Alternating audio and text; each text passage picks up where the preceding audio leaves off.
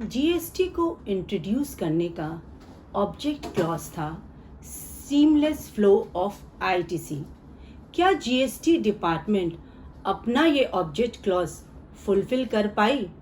क्योंकि समय समय पर आईटीसी क्लेम में रिस्ट्रिक्शंस और कंडीशंस लगाए जा रहे हैं, जिसकी वजह से एक जेन्युइन टैक्स पेयर के लिए आईटीसी क्लेम करना एक सपने जैसा हो गया है। क्या अब आईटीसी क्लेम करना हो जाएगा और भी मुश्किल? क्या अब आपके सप्लायर की गलतियों की वजह से आप अपना जेन्युइन और एलिजिबल आईटीसी क्लेम नहीं कर पाएंगे? आज इस सेशन में इन्हीं सब बातों को हम आपके साथ डिस्कस करेंगे। वीडियो इम्पोर्टेंट होने वाली है, इसीलिए आप सबको मेरे साथ वीडियो के एंड तक बने रहना है। Hi friends, I am CA Anita Agrawal. Welcome back to my channel. यदि आपने अभी तक मेरा चैनल सब्सक्राइब नहीं किया है तो subscribe my channel and press the bell icon, ताकि इस तरह की वैल्यूएबल इंफॉर्मेशंस की नोटिफिकेशंस आपको मिलती रहे। इनिशियली आईटीसी को क्लेम करने के लिए सेक्शन 16 सब सेक्शन 2 में 4 कंडीशंस लगाई गई थी। पहली कंडीशन ये थी कि किसी भी टैक्स पेयर के पास उसका टैक्स इनवॉइस और डेबिट नोट होना चाहिए। किसी भी टैक्स पेयर ने गुड्स को और सर्विसेज को रिसीव किया है। और थर्ड कंडीशन ये थी कि सप्लायर ने टैक्सेस को गवर्नमेंट को डिपॉजिट किए हैं। And the fourth condition was that कि tax payer was regular in filing his GST return. 1 जनवरी 2022 से जीएसटीआर 2B को इंट्रोड्यूस किया गया और कहा गया कि अब एक टैक्स पेयर अपनी आईटीसी वही आईटीसी क्लेम कर सकता है जो कि 2B में ऑटो पॉपुलेटेड होगी। इस वजह से सेक्शन 16(2) में 5th कंडीशंस ऐड की गई as per the clause AA of section 16(2). अब 5th कंडीशन ये लागू हो गई कि आप अपना वही आईटीसी क्लेम कर सकते हैं जो कि आपके 2B में ऑटो पॉपुलेटेड किया जाएगा। फिर फाइनेंस एक्ट 2022 में आईटीसी रिलेटेड कुछ अमेंडमेंट्स और किए गए और नोटिफिकेशन नंबर 18 2022 29/9/2022 को इशू की गई और उसमें a new section 38 इंट्रोड्यूस किया गया which will be effective from 1/10/2022। और इस नोटिफिकेशन के हिसाब से सेक्शन 16(2)A में अब 6th कंडीशन ऐड हो गई थी as per clause BA of section 16(2). आप वही आईटीसी क्लेम कर सकते हैं जो आपके 2B में ऑटो पॉपुलेटेड हो रही है, and this should not be restricted for the restrictions impose as per the new amendment section 38। अब ये न्यू अमेंडेड सेक्शन 38 जो 1/10/2022 से लागू किया गया है, आखिर वो कहता क्या है? According to this new amendment section 38, अब जीएसटीआर 2B को 2 हिस्सों में बाइफरकेट कर दिया गया। पार्ट ए कहता है कि पार्ट ए में आपकी सारी एलिजिबल आईटीसी ऑटो पॉपुलेटेड होंगी और पार्ट बी में आपकी इनएलिजिबल आईटीसी होंगी। अब ये इनएलिजिबल आईटीसी क्या है?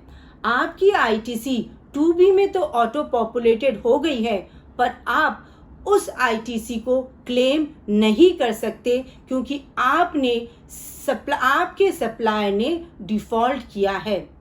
The 6 restrictions imposed in this list are as follows।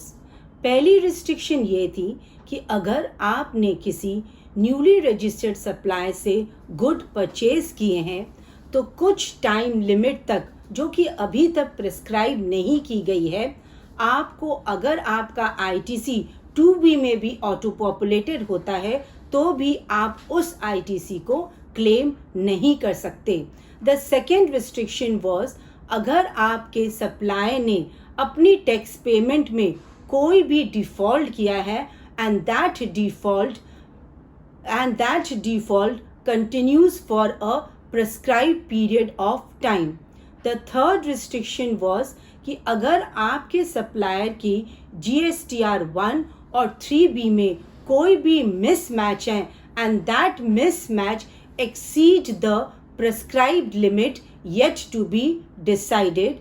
And fourth restriction was that कि आपके सप्लायर ने अपनी ITC जो भी इसकी eligible ITC as per 2B है उससे ज़्यादा आईटीसी क्लेम की है।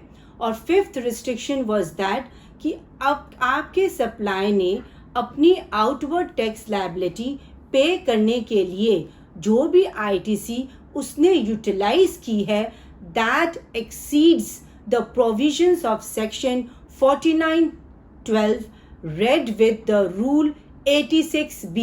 ये रूल 86B 1 जनवरी 2021 से लागू किया गया था और जिसमें ये कहा गया था कि आपकी जो भी आउटवर्ड टैक्स लायबिलिटी होगी उसे आप ओनली 99% तक अपने क्रेडिट लेजर से पे कर सकते हैं, बाकी का 1% आपको अपने कैश लेजर से पे करना होगा। इसमें भी कुछ अजम्पशंस और कंडीशंस इम्पोज की गई थी।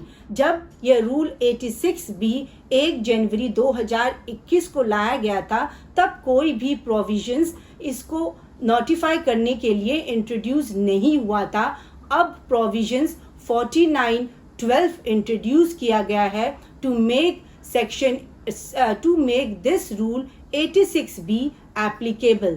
And the last condition may be any other such conditions as may be prescribed by the government. आपने देखा कि किस तरह आपके सप्लायर की गलती के वजह से आपकी एलिजिबल आईटीसी भी अब आप 1 अक्टूबर 2022 से क्लेम नहीं कर पाएंगे। पर यह बात यहाँ पर ख़त्म नहीं होती है। 26/12/2022 को नोटिफिकेशन नंबर 26 इंट्रोड्यूस किया गया और उसे फाइनेंशियल ईयर 22-23 के लिए इफ़ेक्टिव किया गया और इस नोटिफिकेशन में जीएसटी डिपार्टमेंट ने एक नया रूल 37A इंट्रोड्यूस किया और इस रूल में ये कहा गया कि अगर आपने अपने किसी सप्लायर से गुड परचेज किए और मान लो आपने उस गुड्स पे अपने सप्लायर को 10,000 की जीएसटी पे की, आपके सप्लायर ने अपनी GSTR 1 फाइल कर दी और आपने वो 10,000 की आईटीसी अपनी 3B में क्लेम कर दी। पर अब आपके सप्लायर ने अपनी 3B फाइल ही नहीं की और वो 10,000 का टैक्स गवर्नमेंट तक पहुंचा ही नहीं। अब 37A कहता है कि इस सूरत में आपको अपने सप्लायर को कन्विंस करना पड़ेगा कि वह अपनी 3B 30 सितंबर 2023 तक फाइल करे। अगर उसने ऐसा नहीं किया तो जो 10,000 की आईटीसी आपने क्लेम की थी उसे आपको 30 नवंबर तक रिवर्स करना होगा। अगर उसे आपने 30 नवंबर तक रिवर्स नहीं किया तो 30 नवंबर के बाद आपको उसे with interest at the rate of 18% आपको उसे रिवर्स करना होगा। इस बीच अगर आपका सप्लायर या तो नोटिसेस मिलने पर या वॉलंटरी डिसीजन पर का सप्लायर अपनी 3B फाइल कर देता है तो वो रिवर्स आईटीसी आप फिर से रीक्लेम कर सकते हैं और उसके लिए कोई भी स्पेसिफाइड टाइम लिमिट नहीं है। तो आपने देखा कि अब आपके लिए अपने सप्लायर को जानना बहुत ही ज़रूरी हो गया है। आपको इस बात का ध्यान रखना है कि आपका सप्लायर टैक्स कंप्लायंस है और आपकी सप्लायर की गलती की वजह से आपका कोई भी एलिजिबल आईटीसी आप क्लेम करने से न रह जाए। अगर वीडियो अच्छी लगी है तो इसे लाइक करें और अपने फ्रेंड्स और रिलेटिव्स में इसे शेयर करें। Thanks for watching. जय हिंद।